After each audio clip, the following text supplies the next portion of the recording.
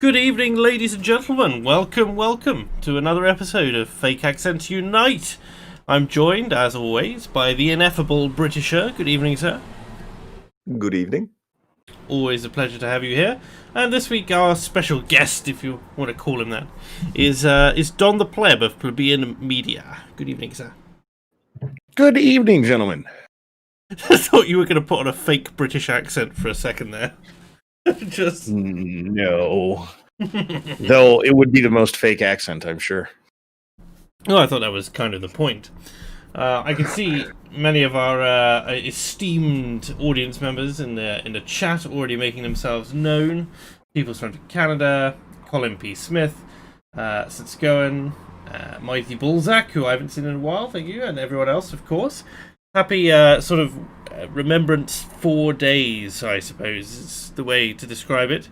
And welcome. I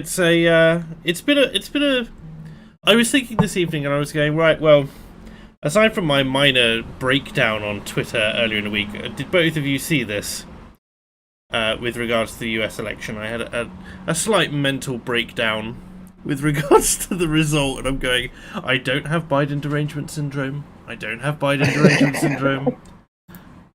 Did either of you see this? No. Oh, dear. You know, these people not following me. Ridiculous. Are you still alive there, Britisher? Yes, I don't know what I'm looking at the moment. It's not whether or not I follow you. I have been in a car for, 2 days. Excuses. Though there was I basically put up, I was like, I do not know what I'm going to say on fake accents about this thing. I don't trust anyone. Everything is kind of going down the pan. So it's been a week. I think we can genuinely say it's been a week. And according to the media, the legacy media, if you want to call them that, Joe Biden is president-elect of the United States. What do we make of this development, shall we call it, gentlemen? You want to take that one first? Or do you want me to do it? Go ahead.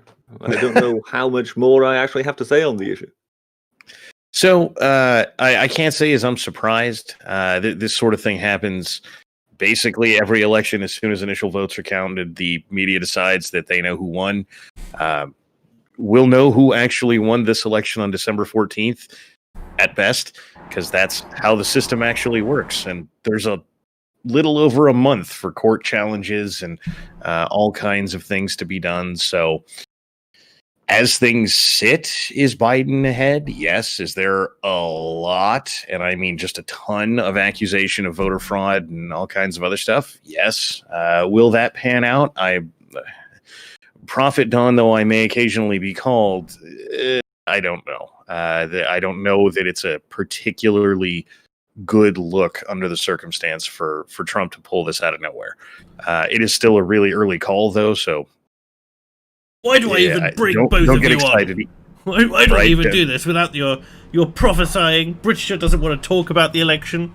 And Don doesn't know. Put it like this.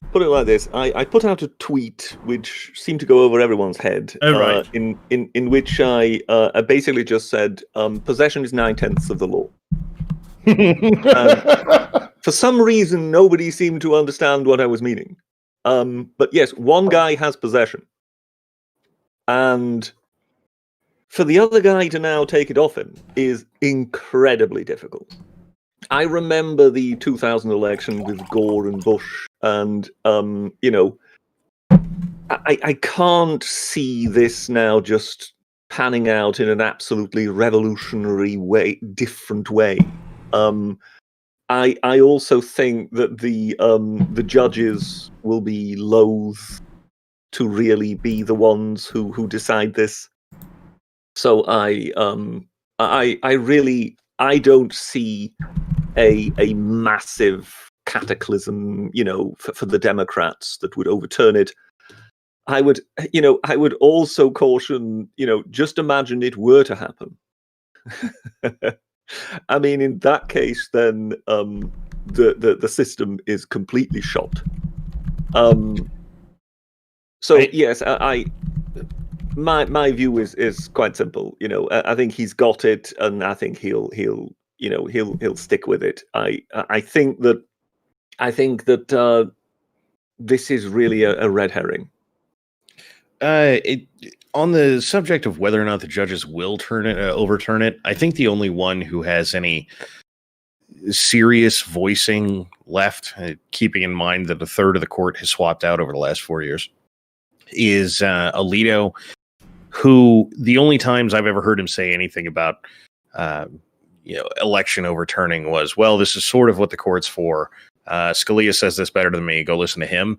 And what Scalia said on the subject was, look, we try to maintain the integrity of the court so when things like Bush v. Gore happen, the entire country doesn't burn down. So we're really going to find out what the three justices that Trump appointed are made of sometime in the next 30 days. Because if they hold to that same general principle, it will be very detailed, very long. The opinion will probably be very, very clear, and it will have a lot of information in it. Or they'll just refuse cert at the beginning and say, well, this looks like Biden won, leave it alone. I mean, I would say take a look at put yourself in the position of the Democrats. And, there is a lot of talk at the moment that all the anomalies always go one way. Yes, that's because presently there is only one side looking for anomalies. If the Republicans would be showing any sign of making headway, then prepare for Armageddon, because then the Democrats will start doing the same thing. So who knows what on earth the Supreme Court eventually would be hit with, if you know what I mean. And I do, right? Because that's going to be the real thing. Everybody in the world has been like, Don, tell me how the court rulings are going to go. And my thoughts here are, look, I don't know what evidence they're going to present. I don't know what arguments they're going to make. I don't know how well that's going to go over with the justices, because I don't know the first two things. So, for all any of us knows, hypothetically, there are 500,000 fraudulent votes for Trump somewhere. I doubt it, but it's possible, I guess. And then the Democrats show up with that and say, see, even if Trump is right, then it balances out. So neater. I have my doubts on that, but I guess it's possible. But one of the things that is really worth considering here is that if what the court does, and this is almost certain to happen, so the numbers are really, really relevant here. If the Trump administration shows up with, well, we found 10 dead people who voted, the court's going to take one look at that and go, you're going to need at least 2 orders of magnitude more votes before we even care what you have to say. All they would do is annul those 10 votes. They would basically annul those 10 votes and said, that's our ruling. Exactly. That's the way I see it. I think there was an interesting interview that Rubin did, Dave Rubin. Is it Megyn Kelly? Yeah. Forgive me if I've got the wrong presenter. And she said something rather interesting, which was, it's the system. And if you haven't got a good system, then you can't really hope to get a perfect result. In a way, all you can hope for is to get a sort of good enough result. So essentially, if you want better results, you'll need to get yourself a better system. And I think there's a lot of truth in this. In whichever way you look at it, you'll end up with an imperfect solution to this, because you're starting from a position where you have been handed a mess by an imperfect system. It has to be necessarily imperfect as well. Well, yes and no. I think right now a lot of Americans are sitting at home going, "I'm sorry, folks, but we put a man on the moon is the best. Is this the best we can do?" It's not as if every European state descends into this kind of miasma every election day. No, I think it is possible to produce something with somewhat higher credibility, if you know what I mean. I think the biggest question which has come out of this, irrespective of legitimacy on either side, is what is the future of voting? Because the 44% of the US voted by post this time round. And basically, we're looking at a situation where either side can accuse the other of dozens of improprieties with regards to postal voting, like over time with a small percentage of the vote. I think the maximum, it was like 12% of the vote in 2016 was by post, I think. Yeah.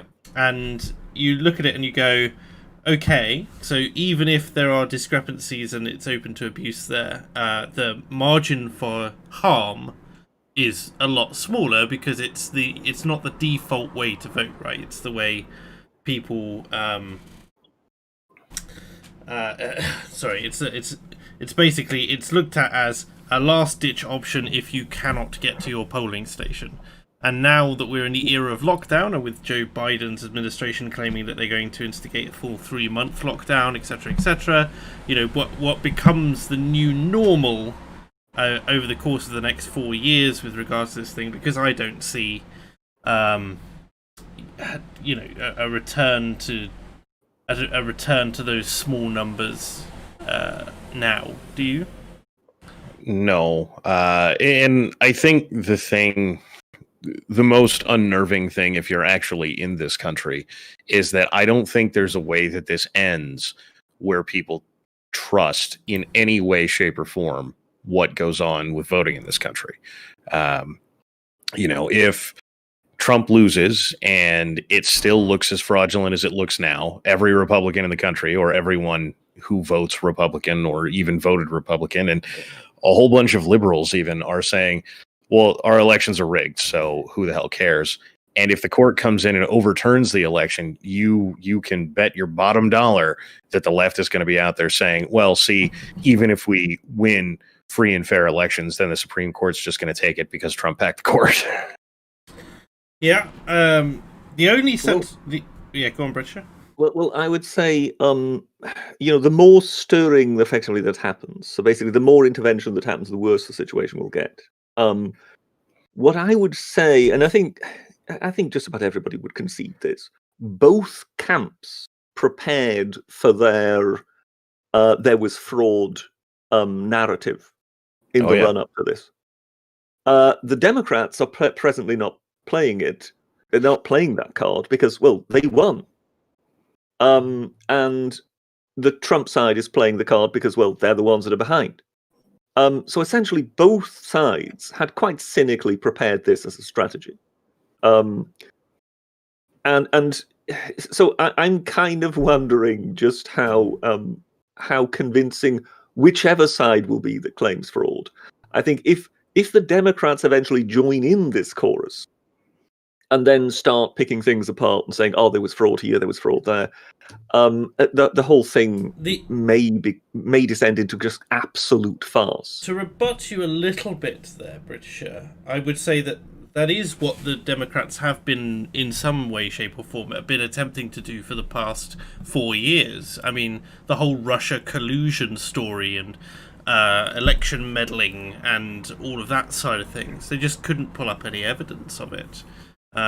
Whether or not it's different this time around because it's a lot more domestic is another issue. But well, don't get attached to it being too domestic. There's already cries of China. So okay. I don't think that China needs to meddle in the way that that they would claim. But I look at it and I go, there certainly seems to be enough on the plate which is dodgy to at least call for, if nothing else, recounts in certain areas. Obviously we still need to wait on evidence for things to be confirmed with regards to a lot of things like Sharpie Gate, for instance. And also whether or not these things happened in the kinds of numbers which were going to make a difference in the first place. Because it could be that the Trump administration has 12 or 13 points, which are completely valid, but they only affected, tens of people as opposed to tens of thousands. I think the biggest challenge will come is if they find that there's a discrepancy in the election, in the software that counted the votes, where they already had the one marked discrepancy with the 6,000, wasn't it? Or It's 6,001 county, and it was used in 47 counties in that state and 30 states in total. So, I mean, there's a lot of ground to make there. But, I mean, if you are the glutton for punishment that I am, and you did a 24-hour election stream as I did, that was disgusting, by the way. I don't know how you managed to do that. Energy drinks. But if you did that and you were sitting there watching this, and this is why I am now selling blue shirts that say 94%, is basically every state that flipped for Biden counted the votes up to 94%. A county, at least one county, was unfinished counting. And then all of a sudden, hundreds of thousands of votes were instantly counted, and only for Trump, or only for Biden. 0 for Trump. So there's the big one that people know about in was it Michigan? Michigan, yeah, there was 138,000 or something like that. And that 153 or something, and then it was supposed to be, it was a magnitude of 10 out, so it was supposed to be 15.3, and they claimed that they corrected that, or even if the media graphs didn't necessarily reflect it that well. But the other one is there was another state where it happened, wasn't it?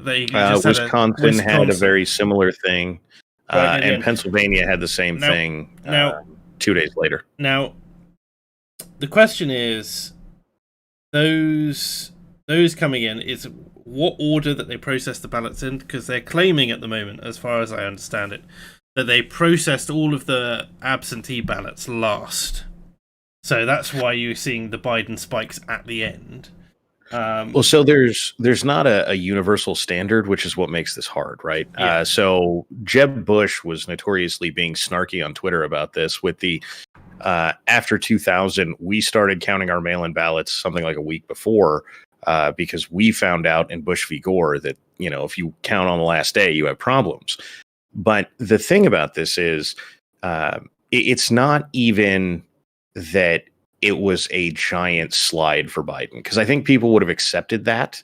The problem is the 100% scenario, right? Mm-hmm. Because a lot of these things are, Nate Silver was openly advertising, we counted these four counties finally finished counting. And this last county, 23,000 for Biden, 0 for Trump. And these handful of rural counties were breakdowns that you would sort of expect, right? If it's a Republican county, it was 60-40, 75-25, that sort of thing, in favor of its favored candidate. But whatever the major county was coming in 100% by margins of tens of thousands for a single county.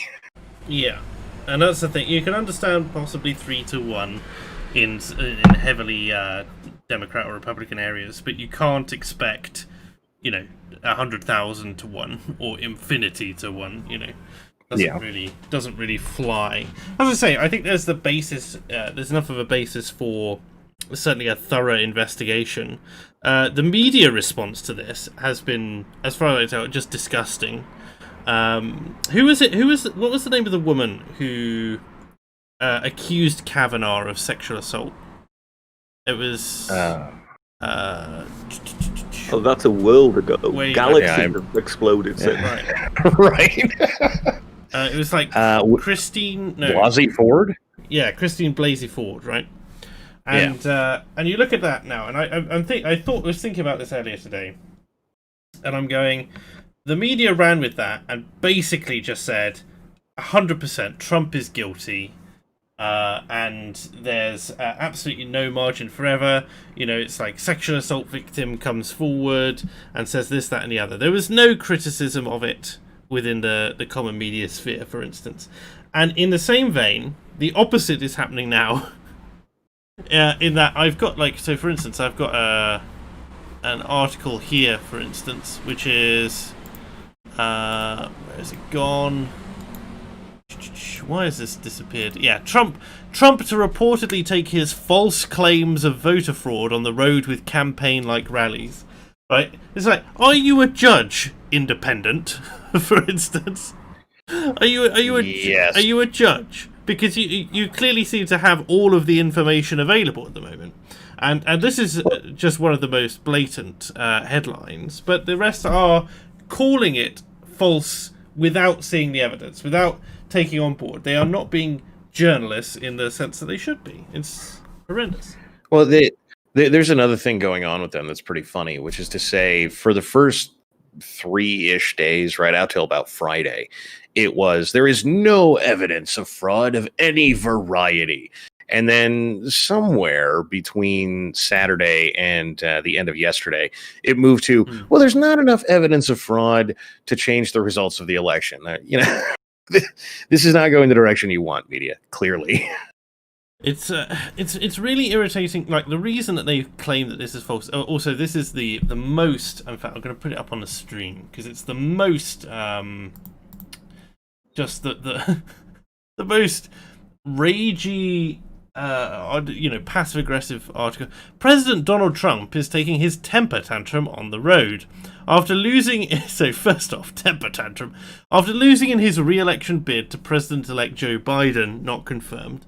New reports indicate Mr. Trump will be holding campaign-like rallies in states across the country while battling the electoral process in the courts, as he should if the allegations that he's raising are true. The President will display alleged obituaries of deceased voters and claim ballots were cast in their names during the election, as reported by Axios. Mr. Trump's false claims of mass voter fraud, particularly surrounding mail-in voting, have no basis in fact or reality, according to a vast pool of data and research that has systematically proven mail-in voting to be safe from fraud and cheating. It's not as if we're living in unprecedented times, gentlemen, is it? It's not as if this is a somewhat unique case with certain unique players, as it were. I don't even know if that's true. I mean, that's only true if you're roughly our age, given the time that it is now. Prior elections in this country have not always been particularly great. The one that everybody knows is Bush v. Gore, but there's something like 4 or 5 other elections where is at some point they just appointed a random council to decide who the president was, and we're like, yeah, let's go with that.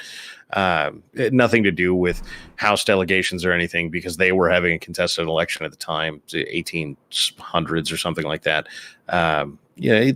There's a lot of history of not amazing things happening in American elections. We just don't talk about it. It's frustrating to see the media just not accepting there's no balance. That's what I'm saying. The Independent is supposed to be independent. It's supposed to be balanced. It's what I used to read sort of 7 or 8 years ago. It was a lot more balanced then. They used to release a newspaper called The Eye. I don't know if they still do, which was basically the newspaper minus opinion pieces, and it was a great source of information. But it's just like, who's writing this? Who's writing this and doing it in a way which is, getting past an editor, basically? Who lets this be written? I mean, I get that they will function off the ad campaigns. I think in general what we've seen is that most news outlets have turned to opinion pieces. So, I mean, once upon a time, news outlets were largely about reporting factual events, and then they would have columnists. Now the weighting has switched, but it has switched to the point where now the reporting of news facts is actually being influenced. And I mean, dare one say it, I think the first outlet, in a big way, in broadcast media to start this was more than likely Fox News. And then CNN have basically outdone them in this. So much so that what once was the joke, I mean, I think it's fair to say, some years ago, Fox News were not seen as a particularly serious outlet. No. Whereas now, their opposition has descended so much by by basically trying to replicate their model, just and then some, to the point where now Fox News seems the more serious of these broadcast outlets. So, I don't think that's a particularly accurate take, though it is one that's probably pervasive. This is to believe that, you have to believe that the New York Times reporting that the Holodomor wasn't happening was in some way even vaguely factual, as people were coming to them and saying, look, this is happening and you need to report on it. And they basically said, well, we don't like that, so we're not doing it. And so they did exactly what you're seeing now. Everything that, the people we don't like are saying is just, it's a conspiracy theory. It's nonsense, blah, blah, blah. You'd have to believe that Walter Cronkite coming out after he retired and said, oh, yeah, the whole reason we reported the Vietnam War the way that we did is because I didn't like Vietnam and I thought the war should end. And that had no influence on whether or not this was serious news. On and on this goes. Dispute that version somewhat? I'm sorry, say it again? Would he maybe dispute that version somewhat? What Walter Cronkite said? Yes. Well, it's what he said. So, it's yes, but is mouth. it fair to say you were paraphrasing? Yes, but the precise quote is something more akin to, I didn't like the Vietnam War, so we only showed you the horrible things about it. And somewhere near the end comes and I thought it should end. So as far as you're concerned, the standards of the New York Times are unchanged? They seem to intermittently hit, we're going to do vaguely good things, but I don't know whether or not that is more luck than judgment or more judgment than luck. But as far as the New York Times and the Holodomor situation goes, we're talking during a time where everyone said the New York Times, this is where they started getting called just after the Gray Lady, the paper of record, et cetera, right? And they were overtly lying about whether or not Russia was killing people. Well, what I would say is that you would more than likely find in just about every newspaper how they, screwed up epically on some story in the past. The question is whether they start viewing everything merely from the perspective of wanting to reflect a particular narrative. And I don't think one can say that the New York Times in the past did that, but I think one can clearly say they do it now. So again, now we're talking about whether or not I can go through, hundreds of thousands of articles over the course of the stream, which seems unlikely. But you can find their slant to what they enjoy pretty regularly throughout all of time. The Holodomor is just a really big thing, right? If your belief is that I'm kind of claiming that the New York Times has not always been a liberal-leaning newspaper and so on, then you're completely wrong. Then you misunderstand me. You have newspapers who have traditionally got certain positions. No one will look at the Times and mistake them from for a newspaper that supports Labour. But at the same time, they have they've had a very good reputation, and I think generally when you look at any newspaper, you will detect leanings. But there's a difference between having a leaning but nonetheless restraining it, and just letting it rip. And what we're seeing now, the present media environment, there is no self-restraint by any party anymore. It's pretty much one grand, sort of. Can I sort of sum this up? Can I sort of sum this up into a single instance that I think represents your opinion here? In 1940, the New York Times would not have hired Sarah Jong, but they will now. Well, there's an interesting little, and yes, I think that's a very good way of putting it. There's an interesting little anecdote in the Second World War. There was a double agent. It was called Agent Zigzag. They made a film about it.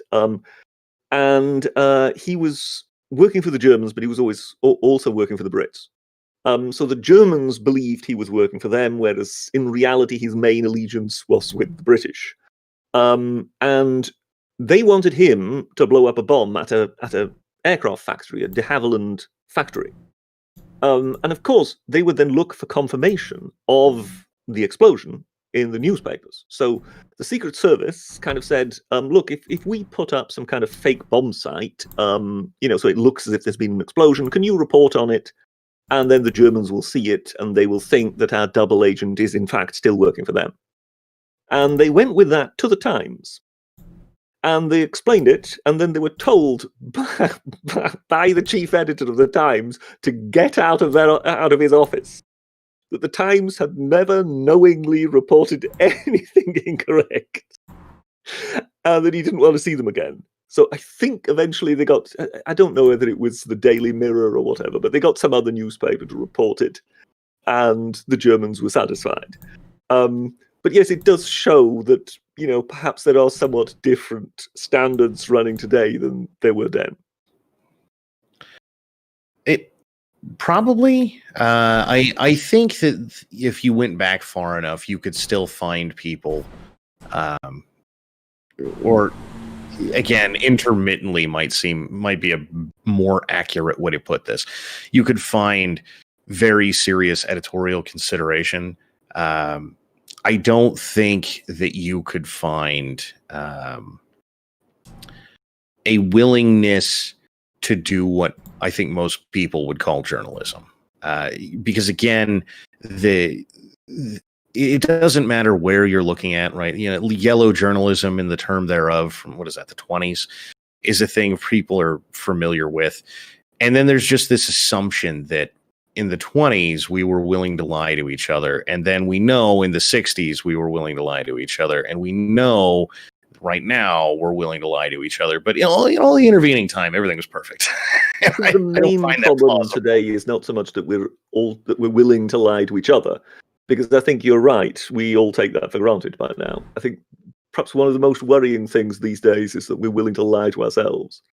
Including, to bring a bit of amusement into this rather dour conversation, including the fireworks that we all let off in Biden's honour on the 5th.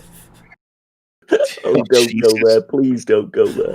Apparently we all let off fireworks to celebrate Biden. Yes, this was ABC News. ABC News ran a clip on Twitter of fireworks going off in the London sky and reported this as fireworks in London after declaration of Biden victory.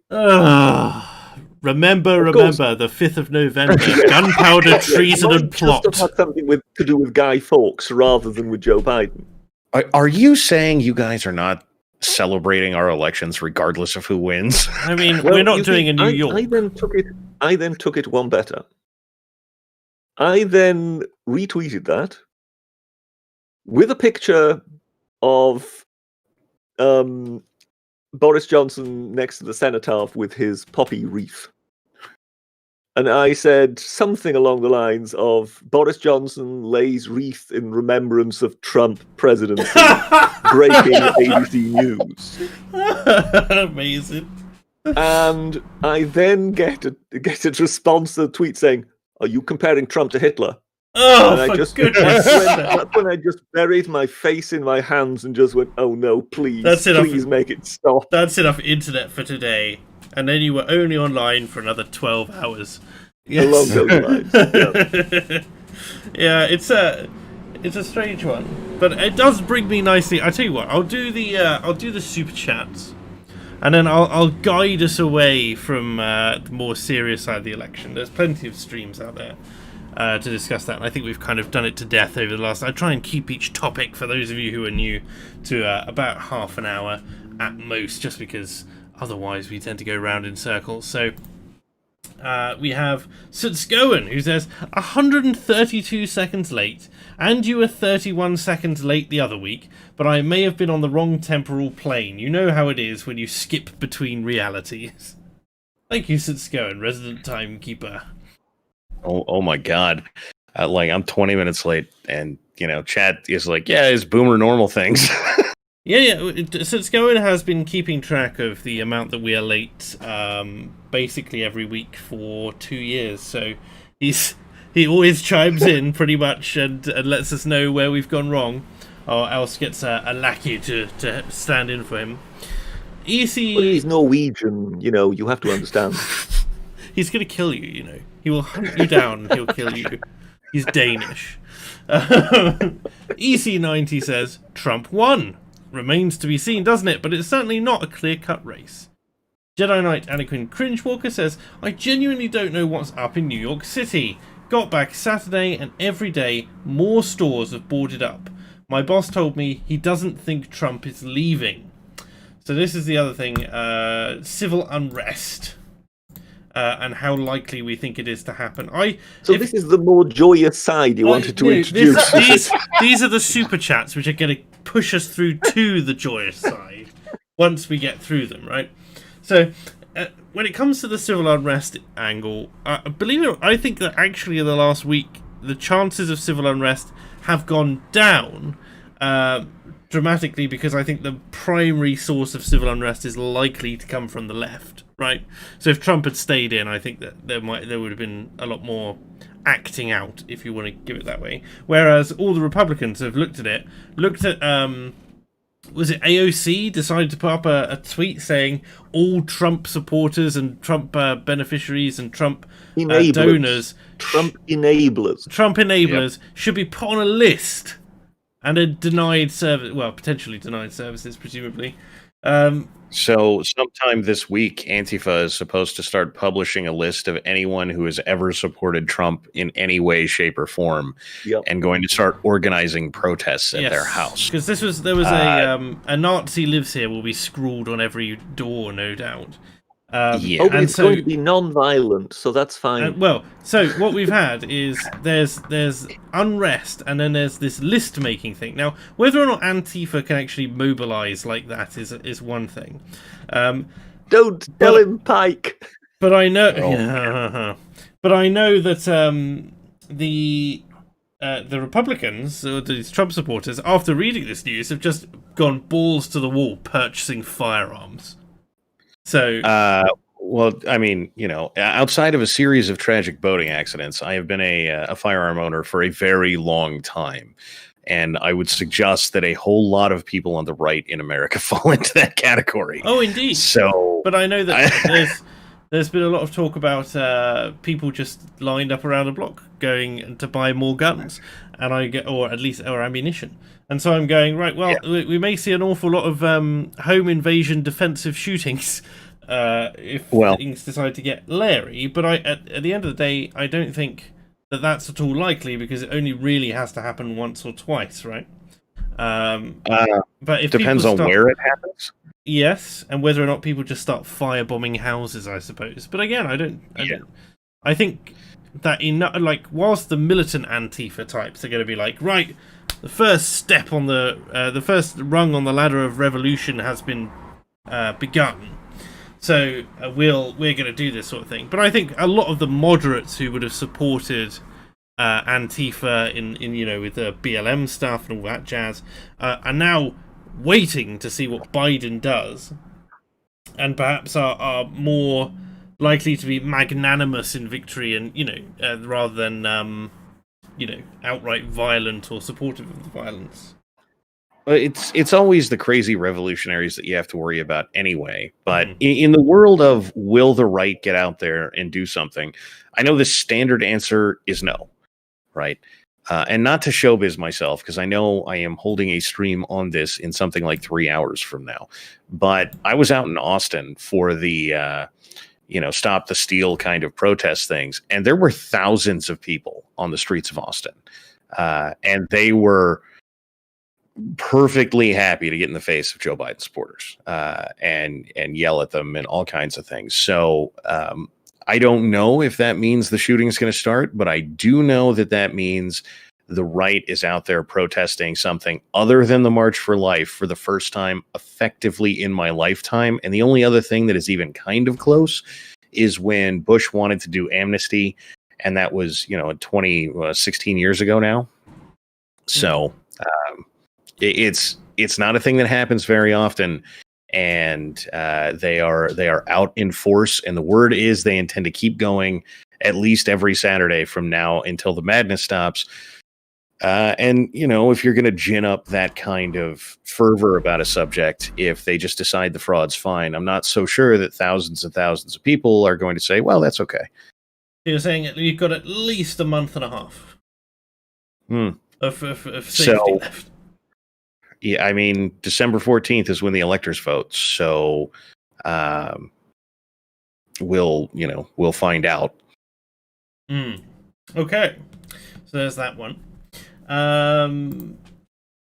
EC90 says there is no miasma, or the swamp as the Americans call it, in Italy and France, etc., because they know it's corrupt. They accept it's all for show.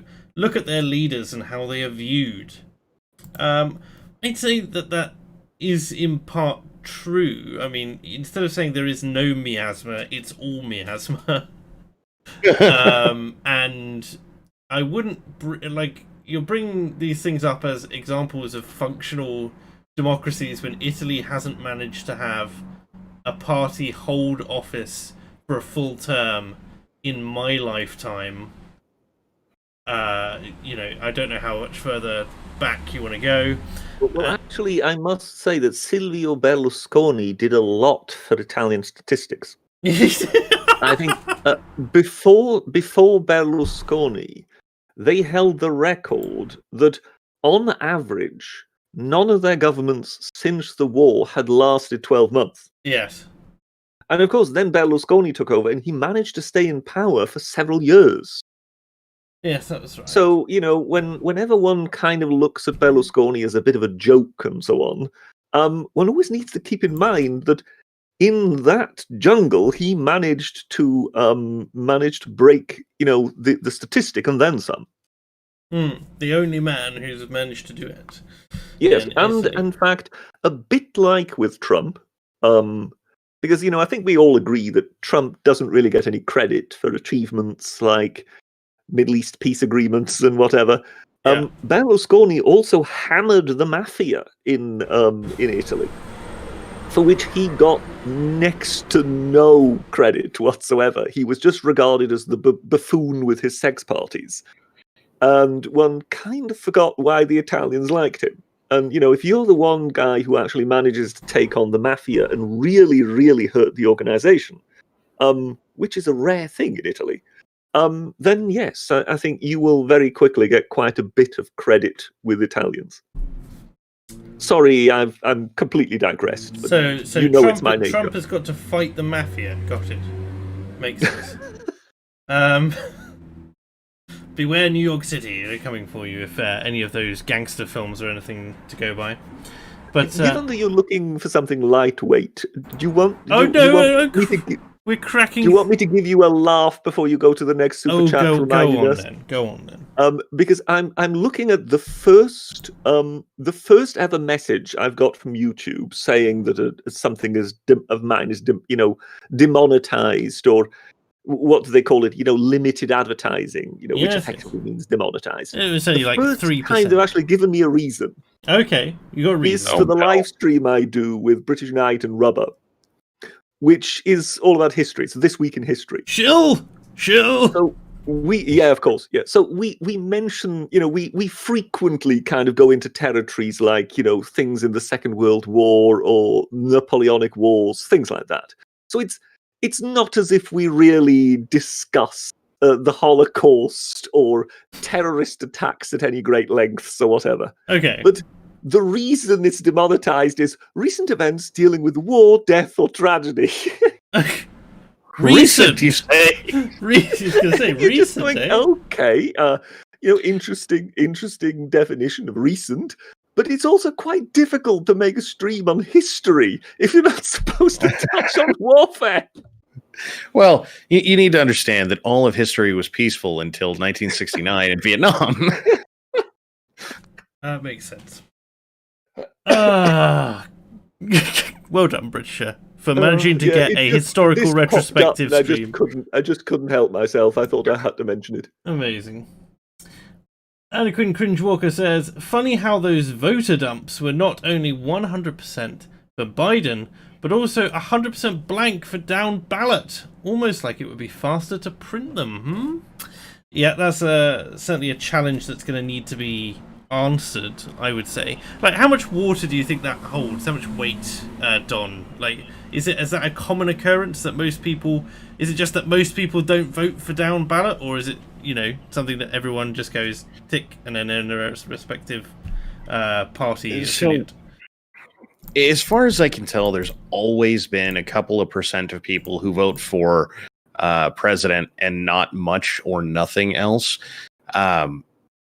Hundreds of thousands is way, way off the mark. That's statistically significant differences. And the problem with this is going to be that I only voted for one thing is not a reason to disqualify a ballot, legally speaking, right? Mm-hmm. So technically speaking, I could go and vote and be like, all right, it's a presidential election and I have a senator on the ballot, but the only thing I really care about is this one local initiative. And I can just go vote for that thing, and that would be a legal and lawful vote. And so if you just go in there and say, well, the only thing they voted for president, the is, voted for was the president, the answer is going to be, okay, well, how do you know that's fraudulent?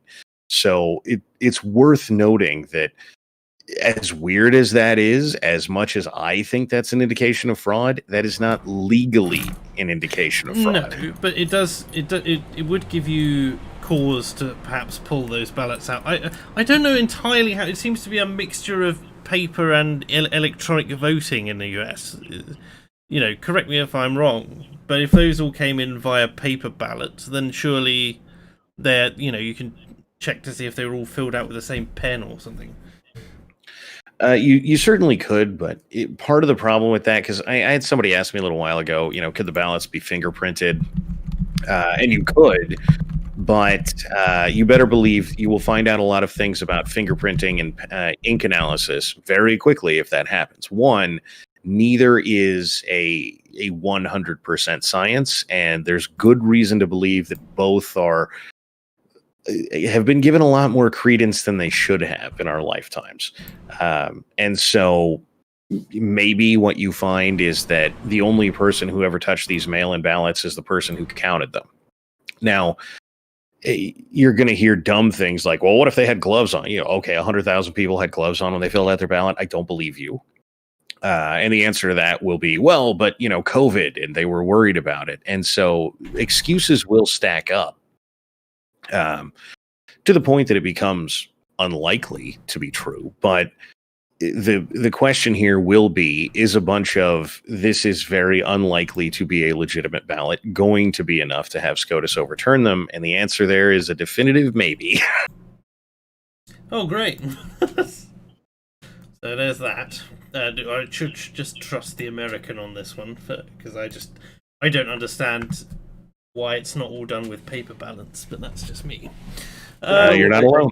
I think we all over here are somewhat, amazed at what goes on in America with voting machines, and anyone who is old enough remembers the nightmare of the hanging Chad.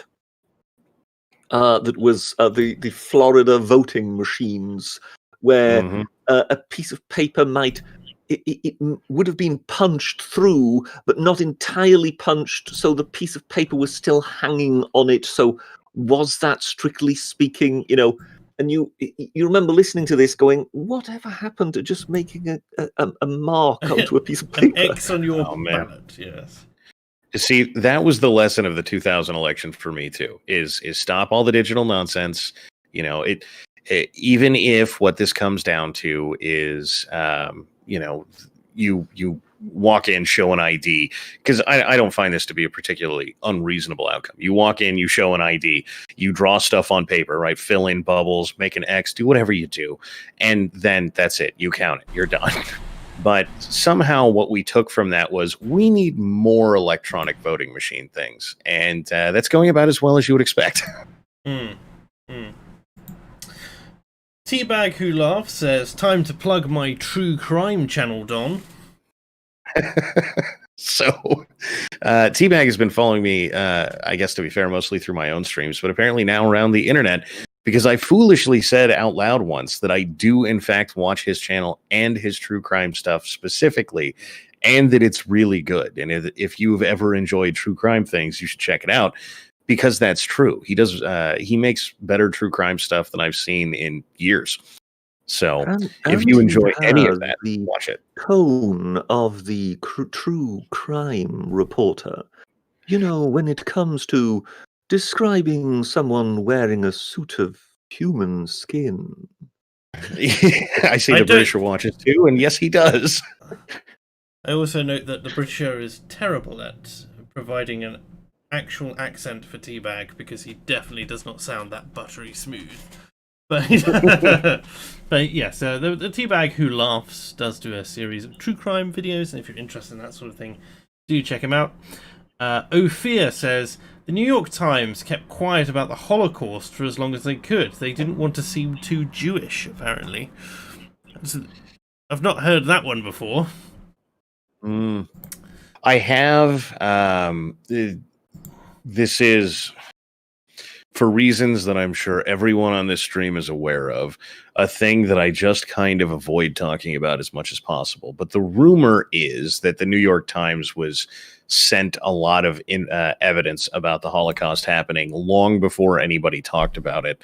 And they simply said, we're not talking about that. Stop sending us this. Ophir is in chat and he says, it's a fact, there's testimonies and documents. So, that sounds dodgy as all hell. So, I suppose we'll, I don't know how that, I'm going to tie that into the rest of the conversation at the moment. But it's an interesting anecdote from the point of view of news media being dodgy over time. That Indian dude says, I know I will get excoriated here. Great word. But Sargon's take on COVID reveals a dangerous lack of information. I am not a fan of lockdowns, but I understand how hard it is for governments to deal with this. We will mention COVID later. Unfortunately, I can hear the Britisher groaning already in his jar. But unfortunately, with the news today of a vaccine and whatnot, I'm sure we'll go into it in a little bit more detail. So Scowen says, you are 2,432,427 total seconds late so far. So that's his running count for how many seconds we've been late in 2 years, including times where I've had to take a week's hiatus, at which point he's had to add all of the seconds in that week and the week after, presumably, as a lateness addition penalty. So that's what we're looking at there. Of course, he maintains that he could put any number in that box and we wouldn't know whether or not it's true or not. So I just have to trust him that we're 2.5 million seconds late at this point. English lawyer. I think that means that you owe the channel like another 15 streams. I know, or at least, I did do the 10-hour stream. That was a 12-hour stream. That was a lot of fun. But yeah, I mean, I'd love to do more streaming. It's just what people would actually want from me and what's worth talking about. The biggest thing is I get bored with so much of this news media. As much as it's fun to go through it all and swap anecdotes on a Monday evening, this is a light-hearted current event show, as we have noted by our discussion of the Holocaust, the Vietnam War, voter fraud, and civil unrest this evening. And so there's a thing all I can say is that according to the message I got from YouTube, monetization might be a bit of a problem. There's a thing that you just skipped over in there pretty quick. And let me just pull the curtain back for anybody who doesn't run a YouTube channel. As nice as it might sound to have us just sit in front of cameras or broadcast for 12 hours. Imagine how boring it would be if we just got on here and went, I have nothing to say about this. Next. Yeah. People don't realize this. There's also a big difference between running a stream and being on one, and having to keep the conversation going, either by yourself or with guests, and the other stuff. It's a relief to go on someone else's stream sometimes, actually, because you're like, oh, I don't have to do any of the heavy lifting. I just need to listen and respond. I don't need to do it. Anyway, that's just YouTuber stuff, guys. Just YouTuber stuff. So it's I don't know. I enjoy doing the streams for you. I obviously did a couple of gaming streams, but this is not what this channel's about. So understandably, only the core audience came along. But speaking of gaming, last week's Fake Accents, I said that there would be a giveaway of the El Prez edition of Tropico 6, where you get to be your own dictator. About £50 value, and I said if you wanted to be a part of that, all you had to do was comment El Prez and a witty comment underneath the thing. 6 people decided to do that, so I'm going to just run a random number generator to pick the comment for that now. 1 to 6, generate comment number 4 is apparently going to be the one who's the lucky winner, and that is Drunk Shovel. Congratulations, you've won yourself a copy of Tropico 6 El Prez, presuming that you're in the chat and a regular viewer and watching at this moment, and that sort of thing. So congratulations, Drunk Shovel. Get in contact with me via Discord or Twitter or whatever, and I will get that code to you. So there's that. Moving on with the super chats, the English Loyalist says, question for the Brits.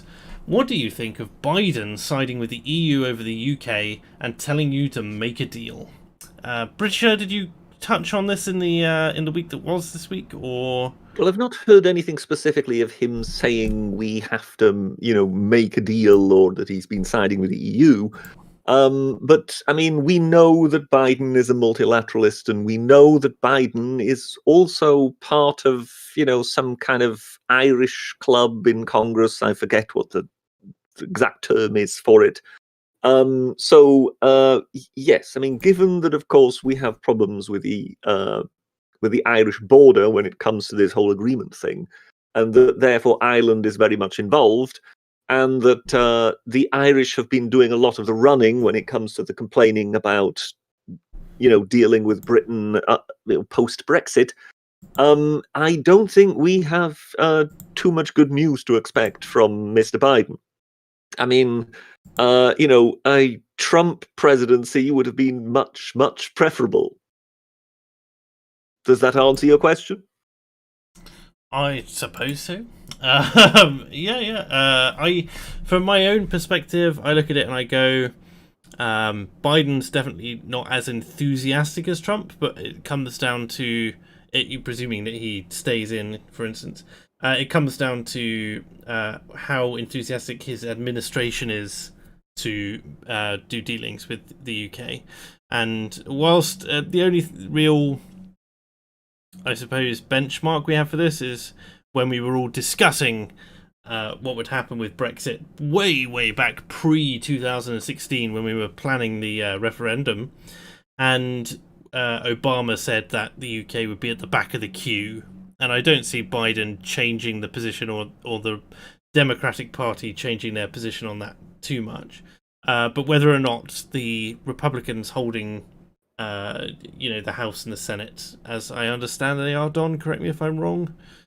They're probably not going to hold the House, but they probably are going to hold the Senate. Okay, so with them holding the Senate, maybe that'll make a difference, but I don't know.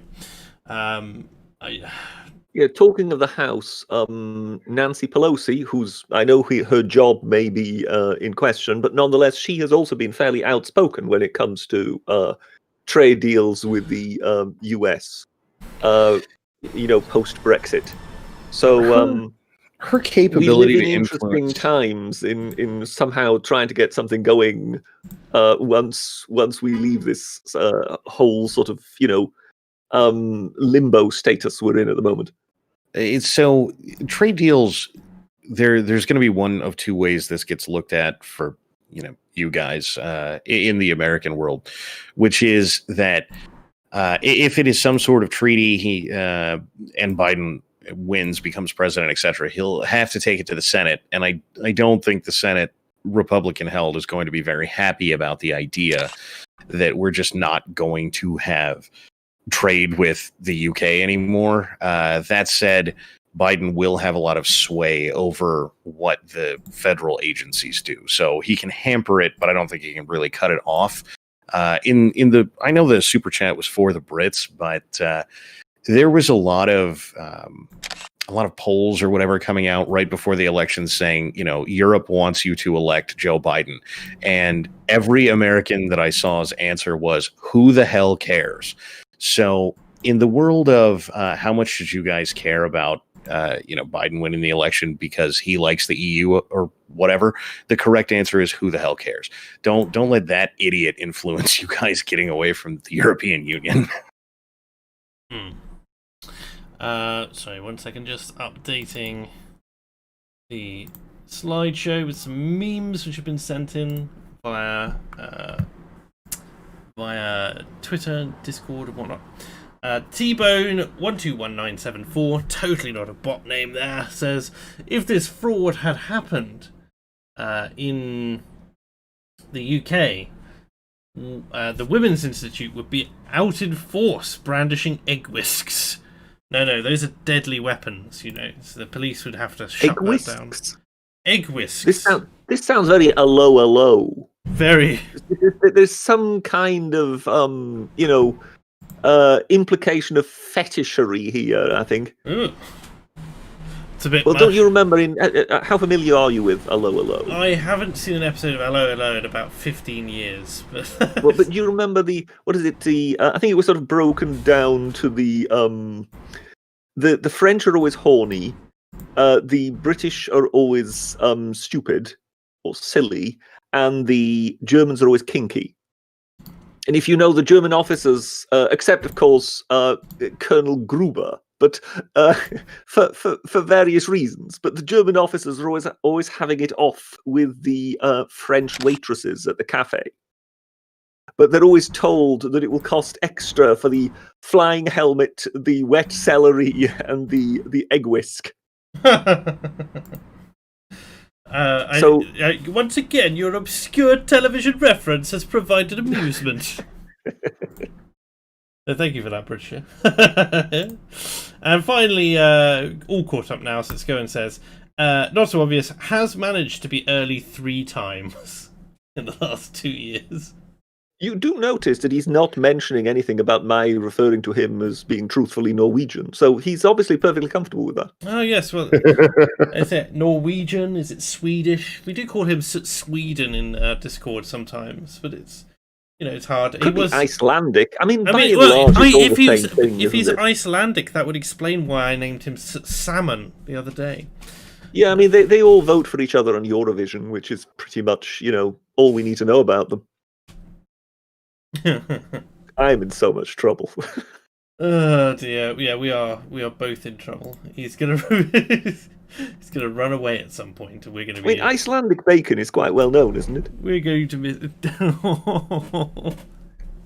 Yes, that common product of Iceland, all that bacon. Hollow 1916 says the Irish are overrepresented in Wall Street and the banks of America. Potato New World Order when? Now. This is, yeah, it's like, I think they run the world order if they control all of the institutions, isn't it? I know there's a meme going around at the moment that, the Irish are the masterminds behind the conspiracy about the Jews, and the Jews are behind the conspiracy about everything else. So it's like, yes, like, who runs the world? And there's like some, Nazi LARPer there going, the Jews, and they're going, yes, of course, There's some great memes about that. Well, there's good historical reason to say that it's the Irish. I just forgive me if I have my doubts. I mean, mentioning the whole Irish side of things, when it, we've all heard it, regarding Kamala Harris, that first black woman, first Indian woman, first biracial woman.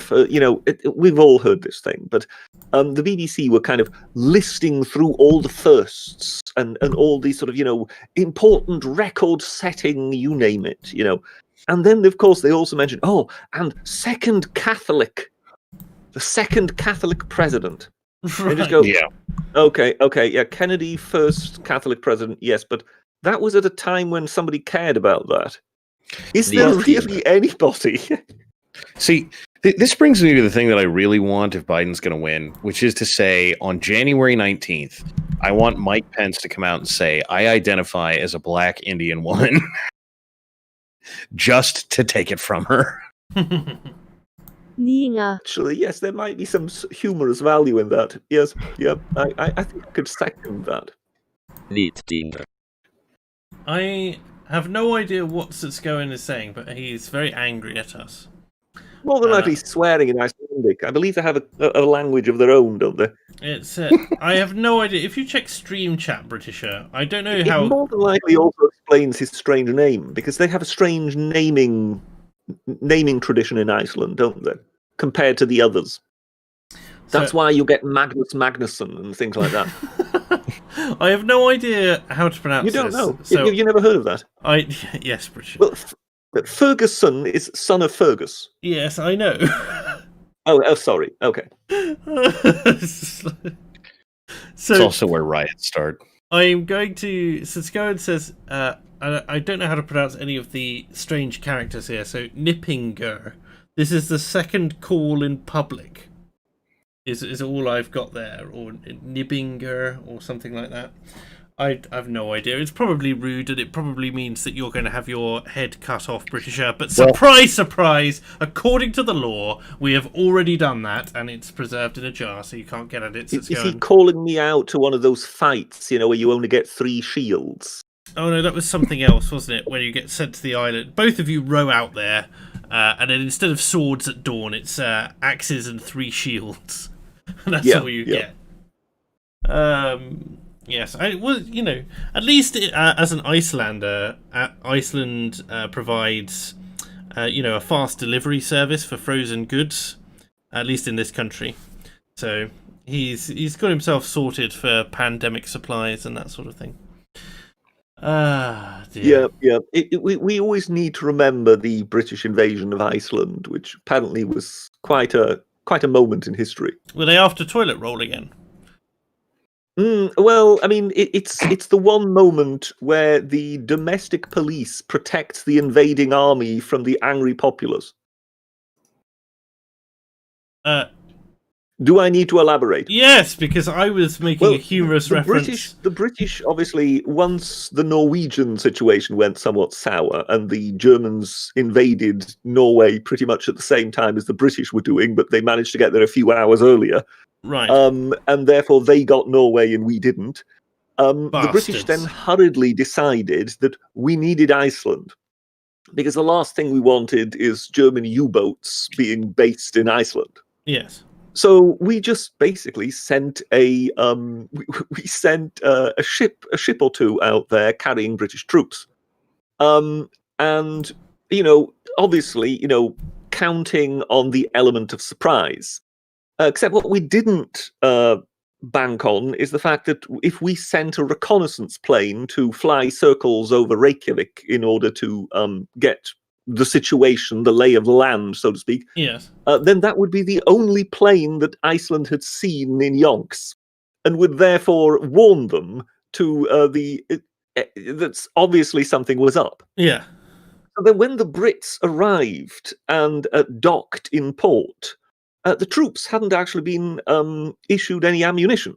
So they had rifles, but they were of absolutely no use to them. Good grief. So as they started disembarking from these ships, basically just walking down the plank onto the pier, the Icelandic population had something to say about it. So then the Icelandic police needed to then position itself between a rather angry Icelandic mob and the unarmed British troops try to land. Oh, good grief. It was, what can I say? It was one of those sort of true spectacles of the Second World War. Not that I should have mentioned it, because it will get you demonetized. Oh yes, mention it. Well, at this point we were so heavily into monetizable territory, but sure, I don't think even that anecdote can put us off course.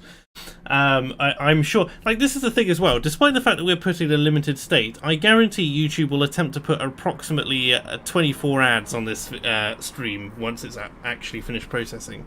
So, you know, I'll someone do my will best. get the money. Who exactly? We don't know, but someone will. Well, you know, That's always my favorite. You know, I haven't had a monetized video. Like, I personally demonetized the channel. Said, you know what, I'm done with the ads game. I don't know, a year back now. And I still get comments every now and again. Oh my god, I saw an ad at the beginning of this. You must be monetized. Nope, not me. Nope. And you know they're paying pennies on the dollar to get access to the audience. Enormous that the audiences that we obviously command. So there's that. Right. Where were we? Oh yeah. So I found one of the pettiest news articles. This will be the final. No, this will be the second to last one on the US election, but they are less. You know, there's just going to be quick flashes through. So. Here we have world leaders who haven't congratulated Biden yet. Where's this now? I'll just show that so that the chat can see it. US election. World leaders who haven't congratulated Biden. Vladimir Putin. What? The Slovenian Prime Minister. The Estonian Interior Minister. Funnily enough, the Brazilian President Bolsonaro. The Mexican President Obrador, Benjamin Netanyahu for Israel, the Saudi Crown Prince, Chinese President Xi Jinping, North Korean leader Kim Jong-un, and that's it. You know, it's like, why on earth? You know, I love how if you read basically beyond the initial paragraphs for each one of them, they're basically like, we're going to wait until the Electoral College gives us. Not so obvious. Are you going to say it, or shall I? Oh well, I guess I will be the terrible one. Netanyahu has already, and was Nick Fuentes was losing his mind about it for a minute there. Oh, we told you. Oh no, the Israelis are on the side of the Democrats. Oh, I'm a groiper. Ooh. That's why whenever I hear Nick Fuentes' name, that's all I hear. So aside from he opened oh yes, while he congratulated Mr. Biden, there were the absence of the words President-elect and Vice President-elect in his message. So, I would like to open with greetings to Joe Biden and Kamala Harris. For almost 40 years I had a personal, long and warm relationship with Joe Biden. Ugh. A bit too much information there, I think. And I know him as a big friend of the State of Israel. So that know, it's very just I suppose grammar Nazis basically saying, oh, he didn't put president-elect. Funnily enough, Bolsonaro is not a big fan, and everyone else realizes that you actually have to wait for the race to be called for the race to actually be called. And Putin is not going to do anything. Without that, it's. Well, I mean, he did endorse Joe Biden, so. Well, he said that there was. What was it he said specifically? It was something like he didn't think there was anything wrong with Joe Biden or something. That was basically the extent of it. And he also said that Trump accusing Biden of voter fraud held no water. So that was that. Even though at the same time, a lot of Democrat outlets were claiming that Putin was on Trump's side for this election and that sort of thing. Well, can we hold on for a minute? Can Putin even acknowledge that vote fraud is possible? That's a general premise. I've never heard of such a thing. I don't know what you're talking about. Yeah, so this really petty article, especially like it's not a done thing. Get over yourself. Fucking BBC as well. I shouldn't be swearing. That's bad. Given that you're mentioning the BBC, can I now finally say it? Their name shall also go on the list. Don't tell him, Pike. Whereas, yes, and then the final US election. I was going to do 5 viral vote claims fact checked, but we won't do that today, just because we've talked about this for too long. But Kanye West, how many votes do we think Kanye West actually got? A couple Well, 100,000. I saw I'm this sure. earlier today, but I don't remember. 60,000 Yes, after the who but voted he for the has birthday conceded. party. He has now officially conceded. He did officially concede, Oh. although he tells us he's coming back in 2024. Well, he doesn't tell us as much. He's just basically put out a tweet saying Kanye 2024. Yes. Indeed. What a mad lad. He appeared on the ballot in 12 whole states, and missing the filing deadline in most others, and gathered over 10,000 votes in Tennessee. See, what I really wanted here was outside of all of the Trump filing lawsuits, I wanted Kanye filing lawsuits. He... All of the votes for Biden were actually votes for Kanye. I'm the president. They don't know how to tell us. Is there such a thing, Don, in America as the monster raving loony party? There's about to be. or is Kanye about as close as it gets? Well, I don't know. We've had Jill Stein for years, so. Well, yes, but what I mean is you haven't got a deliberately comical party. Well, if you listen to Kanye, he doesn't think he's deliberetely comical. It's just all he's the rest. He's a genius, a genius, the finest mind of his generation. This is not even a joke. He said, greatest living rock star, I believe he once referred to himself as. He claimed that his platform was modelled off Wakanda, the fictional kingdom from Black Panther. Ending police brutality was a priority, as was cleaning up chemicals in deodorant and toothpaste, and he focused on protecting America with its great military. And he was asked why he named his party the Birthday Party, because when we win, it's everybody's birthday party, he said. I see. Yeah, no, this makes perfect sense. This sounds very much like the manifesto of the Monster Raving Loony Party. Yeah. I have great news. If Kanye wins, we're going to get vibranium, which means we will soon have adamantium. So everyone vote Kanye 2024 so we can have Wolverine. What else have we got here?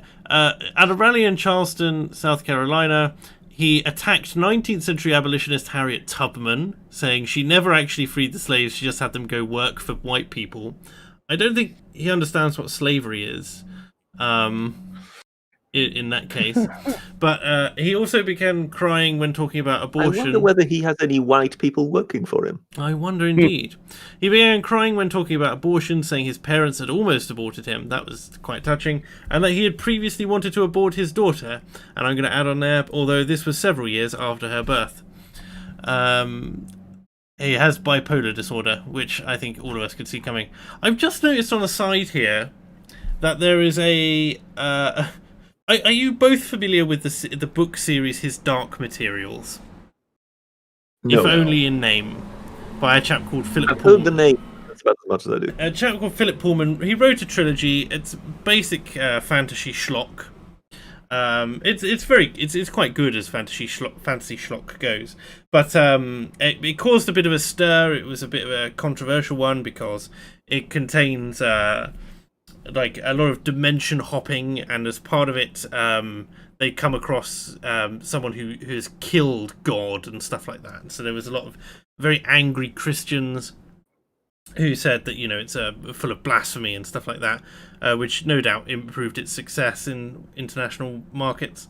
But there's an article on the side which says His Dark Materials, and the main character is a girl called Lyra. What would Lyra do in a pandemic?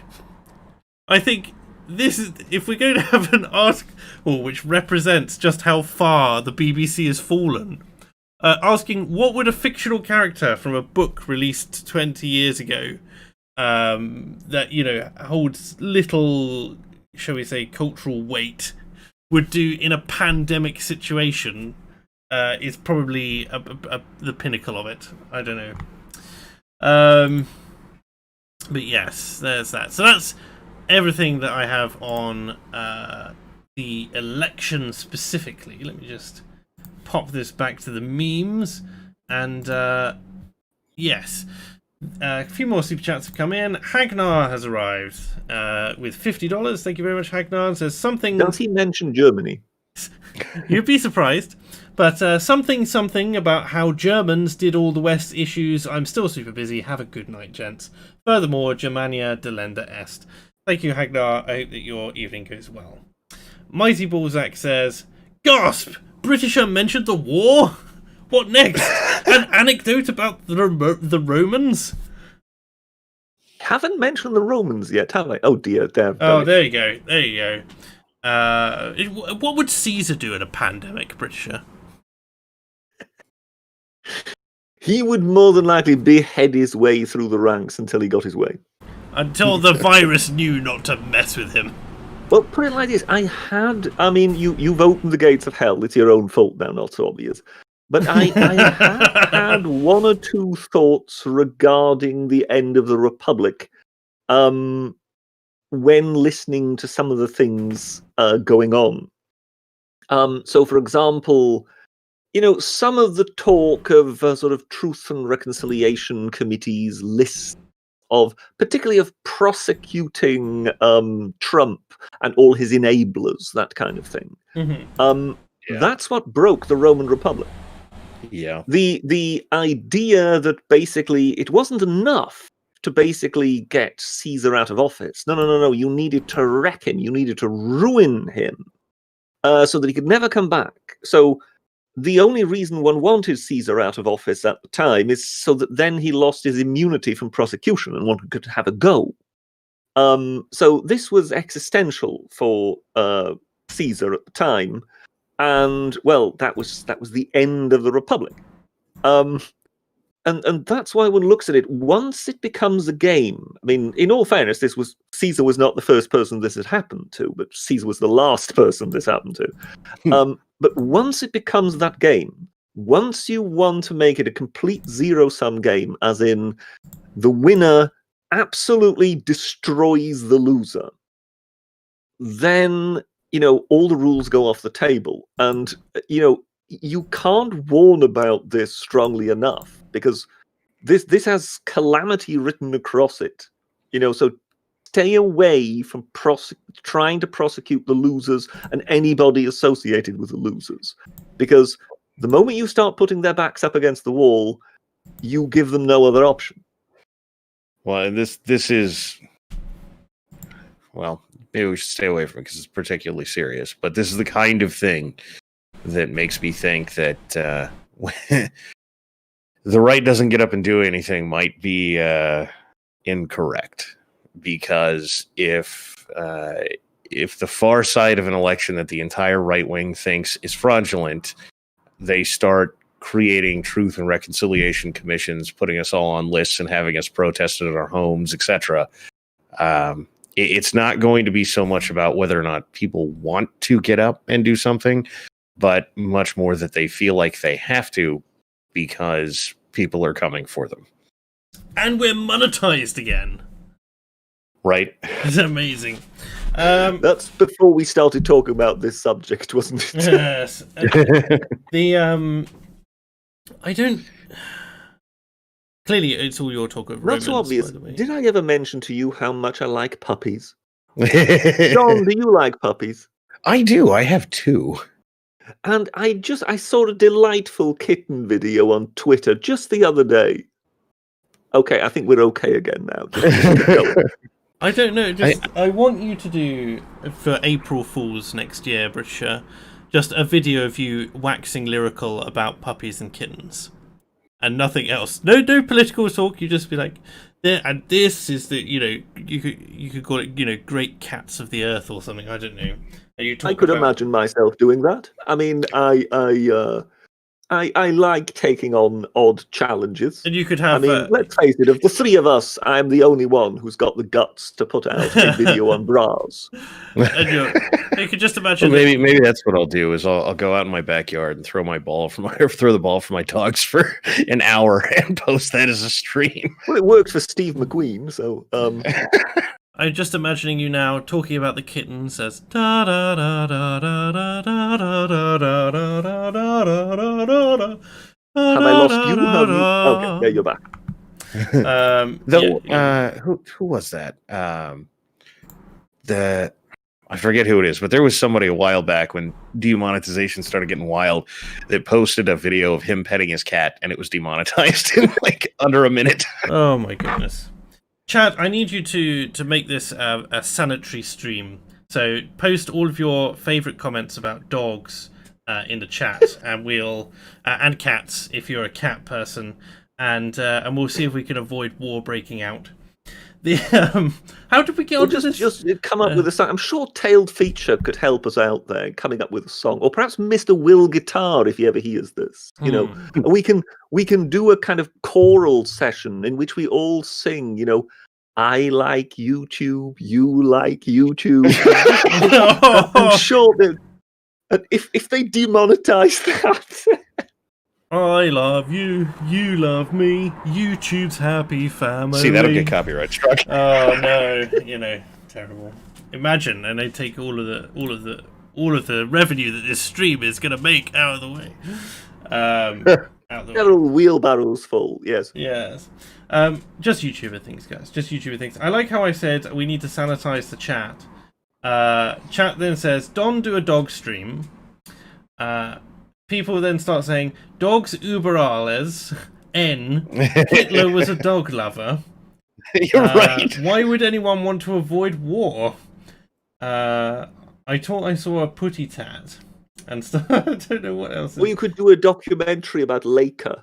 Yes. I love how anyone who's just... The dog that got shot into space without any way back. No. Yes. Oh, it's such a beautiful moment in American history. And it's like that scene in South Park where they send a whale to the moon, you know. It's like it's a glorious moment. He's up there with his family now. And it's just a dead dog in space. I like that anyone who's just come into chat clearly thinks that we're on meth and haven't been talking about, some kind of serious political discussion for the past hour and a half, which is why, we've descended to this level.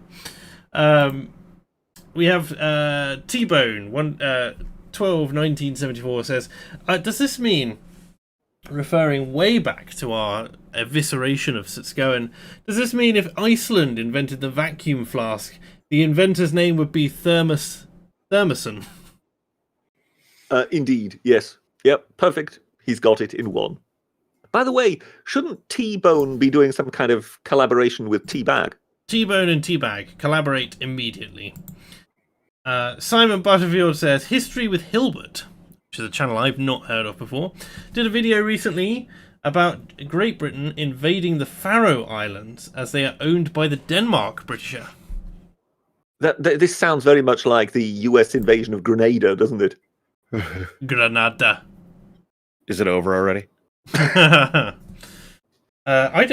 really need to get my hands on some more history. In fact, I still need to go through more archives and find a way to produce that first episode of Yesterday's Britain, because I've been put on to a couple of archives which might be able to help me out with footage of things which is not being paywalled by British Pathy, the tight bastards that they are. Yes, I remember you had a lot of fun with them. It cost me an arm and a leg, yes. Yeah, I'm just wondering, when it comes to the Faroe Islands, if you take something like that, and then you need to send someone who then is in charge, if you know what I mean. What kind of title does that person get? I mean, does he become the governor of the Faroes, the prefect? I mean, if it would be me, you can imagine I would insist on a suitable amount of bombast, and I would be the viceroy of Faro. Viceroys again. You and your obsession with the vice royalty. And I would be kind of walking around the island like, Rimmer in his dress uniform. Mon capitaine. Ah, Charabita. Charmita, yes. And last but not least, we have Reconquista UK, who says Kanye should demand vote reparations from Biden. He ain't wired normal, but there is brilliance there. There is a reason he's successful. Oh, Yes, definitely. just a second. Kanye, will he have voted for himself? One presumes Probably. But then he did not vote for Biden. Probably not. that is he going on the anti-Biden list, or is he just, Well, no. What are black people who don't vote for Biden? They're not Oh, black. they ain't black. The melanin is leaving. We'll see him. He'll be like some kind of Michael Jackson-esque figure. Can you imagine? Ridiculous. Colin P. Does that mean his nose is going away soon too? Oh. Colin P. Smith has chimed in from the side and said they would have to be the Pharaoh of the Faroe Islands. I like that. Yes, very, very well spotted there. How did I miss that? I don't know. So occasionally the old noggin loses some brain cells over time. Put the local population to building a pyramid for me. Yes, yeah, I like that idea. I don't think there's space on the Faroe Islands to build you a pyramid, Britisher, but we could try. Well, then we would just put the local population first to building, to extending the island, a bit like the Chinese with their, artificial islands and Yes, the reefs in the South China Sea. This is the other thing. Where there's a will, there's a way. This is the For other a pharaoh. When we're sitting in our black-pilled state about the state of Britain and where things are going to go and how Brexit's going to go and how long the lockdown's going to go and how the economy is going to recover and that sort of thing and all that other depressing gumph. And now we can't flee to America because the Democrats are just going to make it worse over there if they're in control. We can't go anywhere in Europe because the Europeans are cut to the European Union, and unless that bloc breaks apart, it's going to be chaotic. And if it does break apart, it's going to be chaotic anyway. And what with places like Sweden becoming the grenade attack capital of the world, it's not exactly a safe place. But we've all overlooked the obvious option, which is to build ourselves our own island, a new island, somewhere else. Ridiculous. We could call it Pangea and just put it in the middle of the Principality Pacific. of Sealand suddenly spring to mind. Well, at least we'd have we'd have better digs than an old disused oil rig that's falling apart. At this point, I'm just moving to Mogadishu. Hell with it. Mogadishu, like Somalia, the safest place on earth. Yes. Ludicrous. Well, I mean, what are the chances of voter fraud in Mogadishu? Basically zero. If you don't hold elections, you can't. Right? I mean, can't have voter fraud if you don't have votes. It's a long time ago I've heard of anybody alleging voter fraud in Somalia. Yes. Who would do such a thing? Maybe Somalia, given its extraordinary record, should oversee some sort of panel in the UN regarding the democratic elections in various countries. We're probably almost that being a reality. This is why I don't envy the Babylon Bee, because satire is dead. You can't satire anything. Tomorrow, the UN will announce that the Britisher was correct and that Somalia will now oversee all elections globally. Well, I mean, China and Russia are on the Human Rights Committee. I mean, right Saudi Arabia failed, so we can at least take heart from that. But they did obviously apply, and they must have got somewhere. Well, they were on it for a while there, a few years ago. China just been, I saw something on Twitter, but you're never sure. And I just didn't have any time to verify it. But haven't China just been talking about human rights violations in America? Yes. I did catch something on the wind there, and I just sort of thought, what an interesting angle they're taking there. Interesting case of the pot calling the saucepan vach. Well, and on top of that, the UN has decided that they're going to examine human rights violations because of Black Lives Matter propaganda in the United States. And and China, before they actually said anything about it, were out there openly promoting that within the UN, as though anyone can take that seriously. I mean, it's only a matter of time then until we Brits are in trouble, because if I remember rightly, there was all those thousands of peaceful Black Lives Matter demonstrators who were desperately running towards police, trying to get help, while police were running away from them, refusing them help.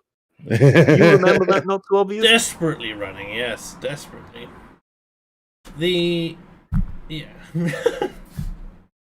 Well, speaking of Britain, two things have happened this week. So the first is that we're rocked by the news that a vaccine has potentially been developed, which offers 90% COVID-19 protection.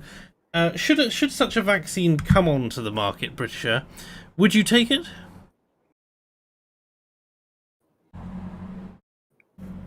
No. Britisher? Total silence. Would you not take the Pfizer vaccine, Britisher? Sorry? I mean, I'm assuming we were talking about the Pfizer vaccine. Yes, I would take it. Yes, Well, that's there what I are- asked. I don't know if your mic cut out or something. I didn't hear your response. No, if it cut out, no, I said, yes, I would take it. Yes. I said, I asked you the question, and read nothing. Yeah, there was just total and then the next thing you silence. said was total silence. I was like, is it that controversial? No, it must have cut out precisely as I gave you my clear one-word answer, which was yes. And then nothing came back in return, and I thought, what have I done now? I just said yes. Yes. So it was much funnier the way that it played the first time. Yeah. So I am in no way an anti-vaxxer. I recognise the value that vaccines can have, but I do not see this disease as anywhere is. I'm not going to take the vaccine. Is basically what I'm saying. If it's offered, I don't see any reason to do so, given the fact that it is not lethal, and the survival. In the same way that I wouldn't get a vaccine for the common cold. Yeah,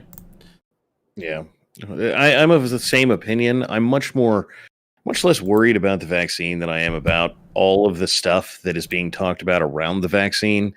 Like your healthcare passports and your all that other craziness, whether or not you'll be able to get a job or have a bank account, that sort of thing. If you even leave your house, if you don't have one, that's much more worrying to me. Whether or not regulations come in around it is another thing entirely. But yeah, I'd like to see that. I don't have anything against vulnerable people getting the vaccine. I think you should if you're vulnerable and if you're worried about it. In the same way that I'd recommend that if you're over 65, you should probably be prioritizing getting the flu vaccine, right? But when it comes to general stuff, I don't think so. So they're asking, they have 90% protection achieved 7 days after a second dose, so you seem to have a two thing. It's been tested in 6 countries on 43,500 people. But the data presented is not a final analysis, based only on the first 94 volunteers who then developed COVID after the vaccine. So they're waiting for. So basically, those 94 people are the people who, developed it without, the vaccine was not effective in them. So I suppose they're just kind of waiting to see. Although again, I don't know how accurate our COVID tests are at the moment. So whether or not that's a dodgy thing in and of itself. Well, to give you an idea how I don't know how your guys' COVID tests are, but I am expected to believe that this is the most infectious virus we've ever seen in our lives. And the wife and I went to go donate blood a little while ago, and it was after the COVID tests started happening when you donate blood, and hers came back as positive, and mine came back as negative. Okay. That's quite impressive, given how close. Have they considered taking a sample of your blood as a vaccine in and of itself? Right? Well, it's probably the smoking. Yeah, there was this thing, wasn't there, saying that basically, um, smokers are less at risk of the virus and that sort of thing. But Well, nicotine is a thing that tobacco exudes so that other stuff won't eat the plant. So, it seems reasonable. hmm. Someone's just sent a meme saying the COVID vaccine should be tested on politicians and bureaucrats. If they survive, the vaccine is safe. If they don't survive, the country is safe. I like that. I'm sold. Yes. What do we have here? Lost this thing. So I wonder whether or not they will, as soon as they decide they're going to roll out. The only thing I worry about is that they want to roll it out in care homes, older resident care homes, and whether or not that's going to be effectively a forced vaccination. Well, probably will be. I'm just thinking about how I would want to be treated if I was old. And, even as someone who, if I was old and at risk, I'd probably get it, especially if I was living in a care home. But the number of people who may be vaccinated against their will, like the idea of someone coming in and basically vaccinating you, whether you like it or not, terrifies me. That's horrific to me. It does set a pretty terrible precedent. Well, how likely is that? Here in the United States, it's pretty likely because we got a Supreme Court ruling that says it can happen. But for you guys, I don't know. Is there historical precedent for mandatory vaccines from the NHS? I've honestly not sort of heard of anything like this. So, and I honestly don't really think this kind of chimes with the nature of kind of old people's homes in this country. I don't know.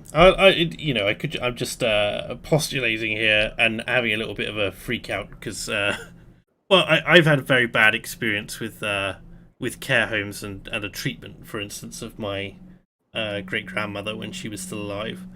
So, perhaps I'm biased in that way. Could be, though. To the point of whether or not you have precedent, I don't know precedent specifically on this, but I do like to hate on the NHS. And so the Charlie Guard situation seems like it will be relevant here. If they can tell you that you're not allowed to get country treatment no matter what, in or outside the country, then they can pretty well tell you that you have to take a vaccine. That's it's not a huge leap from one to the other. Moving on though, that was the only real COVID messaging for the day. I think we had a super chat about COVID earlier, which was trying to see it here. It's not.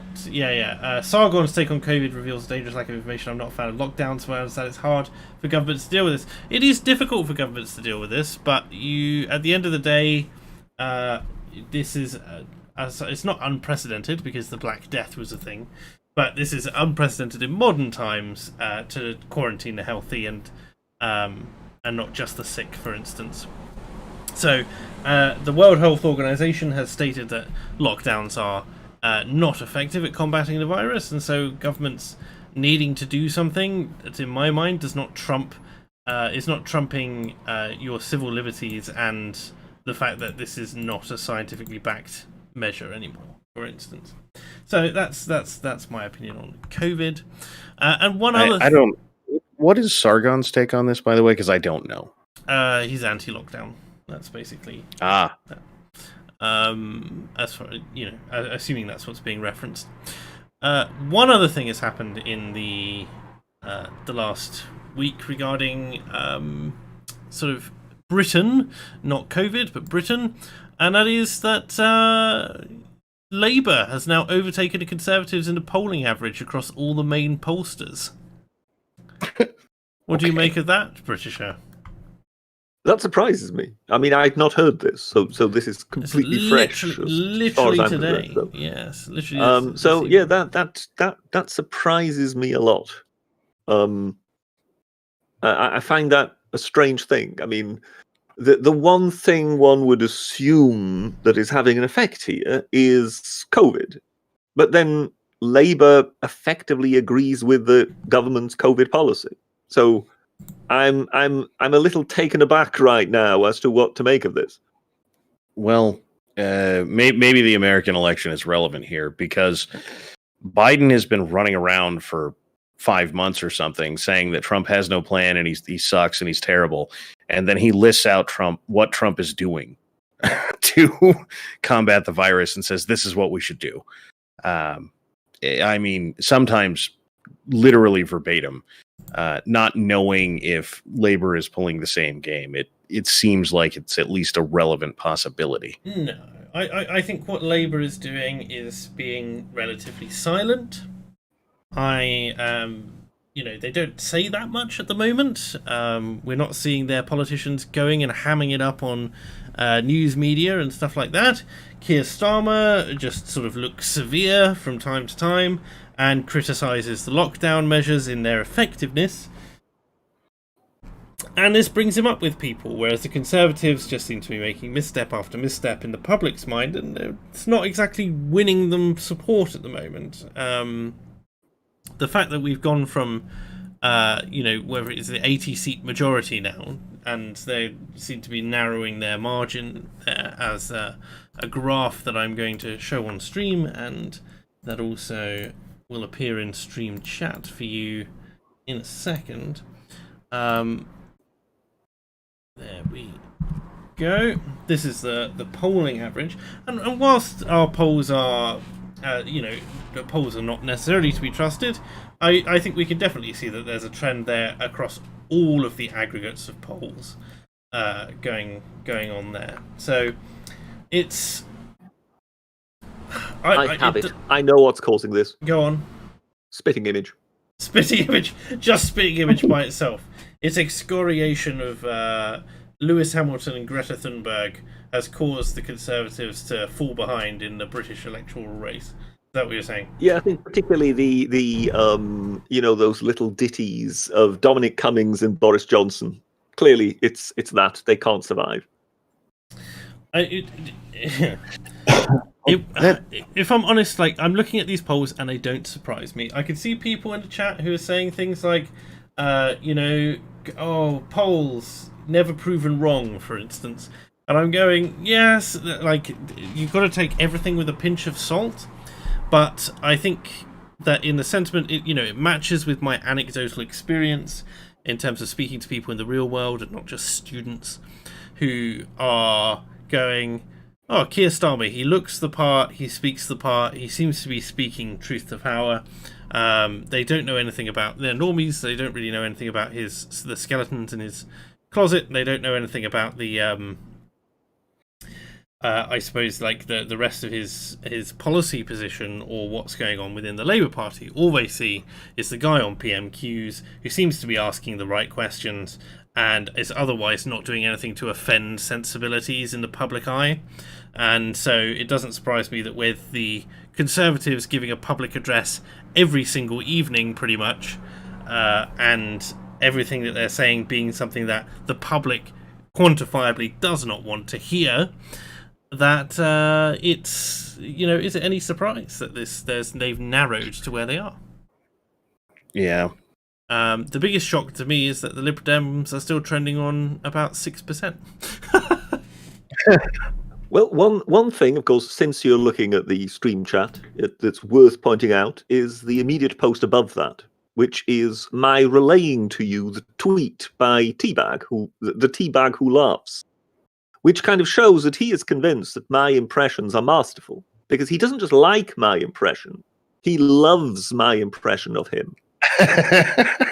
I think we've reached. So there you go. So we've reached. Facts don't care about your feelings, not so obvious. I am right on this one. We've reached peak fake accents lore at this point, when a anthropomorphically personified teabag is talking to a head in a jar about impressions of one another. So I know we're moving away from American things heavily, but something kind of important just happened. Go on. We were talking about earlier protests going on all over the country because of the election shenanigans. There's one planned for this Saturday in Washington, D.C. So the mayor of D.C. just put out a mandatory quarantine on basically the entire country going to D.C. today, right now. What?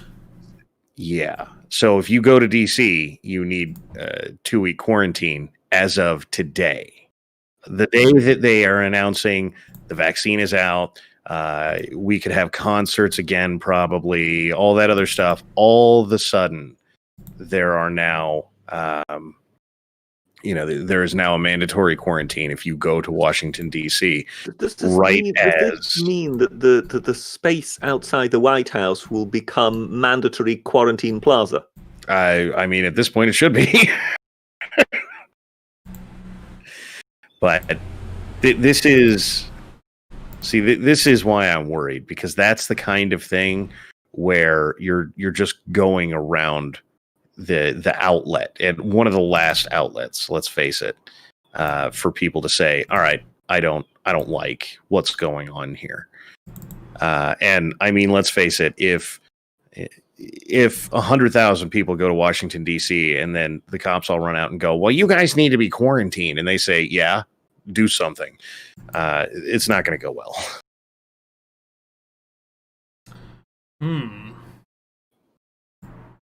Something to watch as it develops, I suppose. I'm sorry, I don't have anything really else to say on it other than just it appears to be something that's happening, and that doesn't sound good to me. You know what I mean? Yeah. Just claim it's a BLM march, and then you'll get through, right?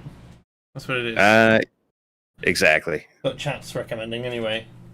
Or alternatively, there is one simple way of getting through, I would assume. As long as everybody who tries to enter Washington, D.C. is wearing a pink pussy hat. Oh, that's going back a little while, Prisha. Goodness me. Yes. What did they call it? Pussy Riot or something like that? I can't remember. Yeah. Sure. Horrendous. A couple of super chats coming in. Reconquista UK says, I'm all in favour of anyone who wants to take a vaccine. If it works, it will protect them from me. I'm not going to take it, to the point of exile or murder charges. I don't think they're going to try and charge anyone with murder over this, but the thing that I worry about is that the rollout will include vaccination passports, which, as we know, works so well in so many countries. Yeah. As far as the murder charge, though, it's already happened. I will grant you, it has happened in the dumbest place on earth, California. But they are with murder. Yeah, they're trying to charge people with murder if they have these, or attempted murder, if they have these lockdown parties. So, again, it has happened in the dumbest place on earth. So that doesn't necessarily mean anything for the rest of us, but it has happened.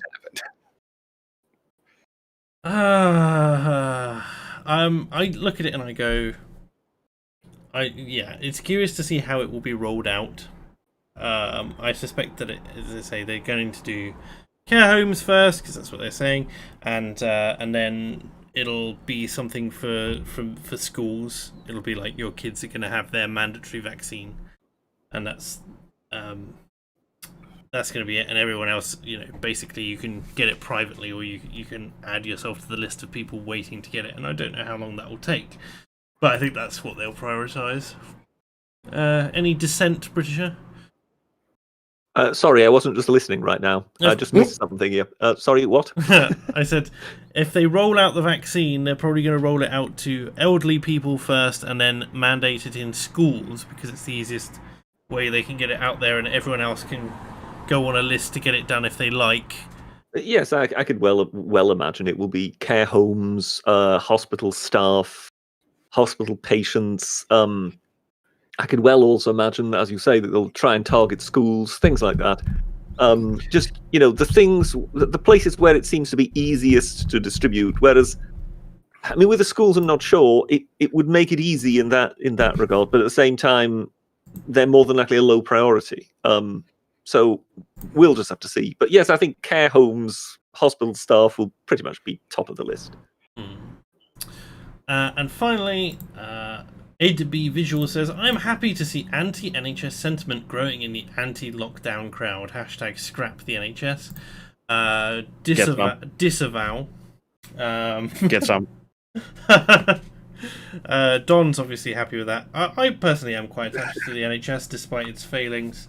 And I still think that there's a bigger conversation to be had there. But this is not a pro or anti-NHS stream, no matter how much Don is kind of autistically screeching in his own head about it. And I make no mistake.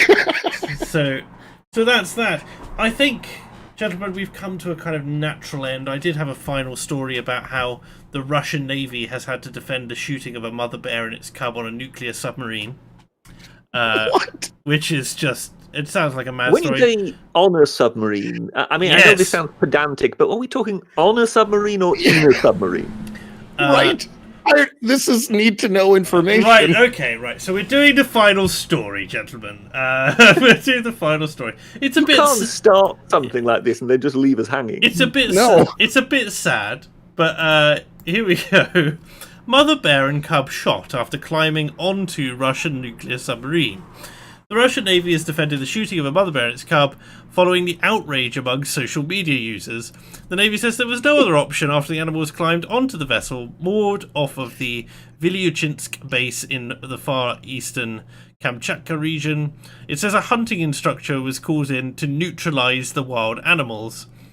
There's always another option, that is to just drown them. Right.